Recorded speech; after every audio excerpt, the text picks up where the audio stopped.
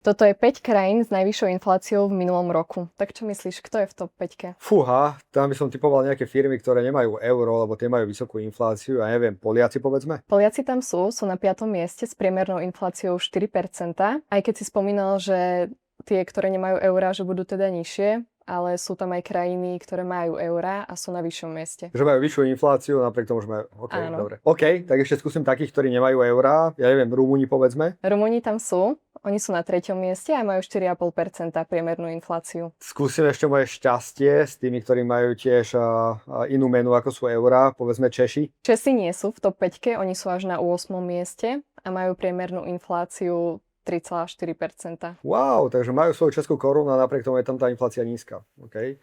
Dobre, tak ja neviem, vyskúšajme Maďari, majú forinty. Maďari sú na 1. mieste, majú infláciu priemernú 5,2%. OK, skúsim krajiny, ktoré majú teda eurá a príde mi, že je tam draho. Teraz som bol v lete na dovolenke v Chorvátsku. Ako sú na tom Chorváti? Správne, Chorváti sú na 4. mieste, oni majú priemernú infláciu 4,2%.